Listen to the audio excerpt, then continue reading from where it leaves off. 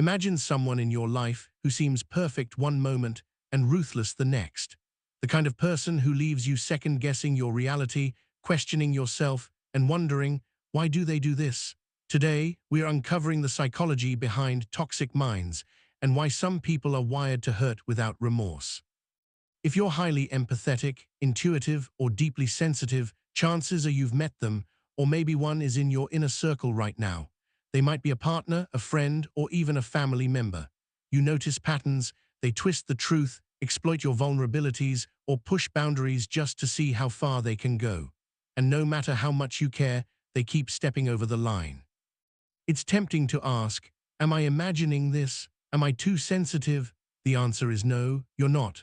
What you're dealing with is something far more precise, a set of traits psychologists call the Dark Tetrad. Now here's the shocking part.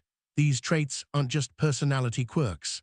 They are predictable patterns rooted in both biology and life experiences. And understanding them is like holding a map to a minefield. You see exactly where the dangers are before stepping forward. But here's the kicker. Most people try to reason with these minds as if empathy will fix them. That's like trying to reboot a computer that doesn't have a power switch. The Dark Tetrad is made up of 4 key traits, each one dangerous in its own way. 1. Narcissism. This is the charm offensive. They are magnetic, confident, and often the center of attention. But beneath that charisma lies a fragile ego. Criticize them or deny them admiration, and you trigger a rage that seems disproportionate. 2. Machiavellianism. The strategist. Unlike narcissists, they plan. Every interaction is a calculated move. They see relationships like a chessboard, positioning pieces, including you, where it serves their goals. 3. Psychopathy. The fearless risk-taker. Impulsivity without guilt. No social breaks. They might take actions that terrify anyone with a normal sense of fear because their brain simply doesn't register it the same way. 4. Everyday sadism. The quiet tormentor.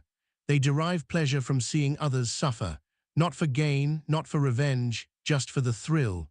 A cruel joke, a subtle manipulation, or relentless trolling, it feeds them chemically. Here, what makes it even more fascinating, some of these traits are hardwired. Psychopathy, for instance, has strong genetic roots. Some individuals are born with brains that process fear differently. Machiavellian tendencies, however, are often learned, strategies honed from childhood environments that punished trust and rewarded manipulation. So when you encounter these minds, remember, you're facing a blend of nature and nurture, carefully tuned over time to maximize control. Now let's talk about empathy. You might wonder, how can they hurt me so effectively if they can't feel? Psychologists differentiate between cognitive empathy and affective empathy. Cognitive empathy, they can read your emotions, predict reactions, and know your triggers. Affective empathy, they feel your emotions, which they usually cannot. This is why they can switch between charm and cruelty seamlessly. It's not hypocrisy, it's biology. They know how to mirror emotions without actually feeling them. So why are sensitive people often their favorite targets? Because you forgive, you give chances, you try to see the good, you project your own moral compass onto them, assuming they operate the same way you do, and that makes you highly visible to their radar. They test, push, and measure boundaries early on. If you back down, apologize, or rationalize their behavior, you become a perfect candidate for deeper manipulation. Here, where it gets dark, they don't maintain constant cruelty. Instead, they alternate between warmth and manipulation. Psychologists call this intermittent reinforcement, the same mechanism that makes gambling addictive. Your brain becomes hooked on the unpredictability. Every tiny flash of kindness feels like a jackpot, and your mind stays trapped in hypervigilance, always striving to win back the person you thought you knew. Over time, this abuse physically changes your brain. Chronic stress can shrink memory areas while enlarging fear centers. Emotional fog, anxiety, and hypervigilance aren't just feelings, they're physiological states.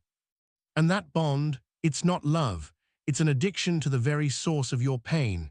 Recognizing this is the first step toward liberation. It's tempting to envy these traits, their fearlessness, their ability to manipulate social situations, their apparent power, but this comes at a cost. These individuals often live in what psychologists call a hedonic treadmill. They chase constant stimulation, power, conquest, thrills, but they're incapable of peace. Simple joys, connection, or emotional trust are biologically out of reach. Their lives are transactions, not relationships. Here's the silver lining: knowledge is your weapon. When you understand these traits, you stop reacting emotionally, you start observing. When they rage, see narcissistic fragility. When they manipulate, see Machiavellian strategy. When they hurt with a smile, see sadistic reward. Their behavior says nothing about your worth. You were chosen not for weakness, but for your light, and that light remains entirely yours. If you've ever encountered a mind like this, share your story in the comments, not to expose anyone, but to help others see the patterns and recognize the signs early. And remember, understanding the mechanics is the first step to reclaiming your peace. Knowledge is not just power, it's freedom. In the next video, we'll explore practical strategies to protect yourself, manage trauma bonds, and interact with these minds safely. But for today, just breathe. Recognize the patterns. The map is now in your hands, and that changes everything.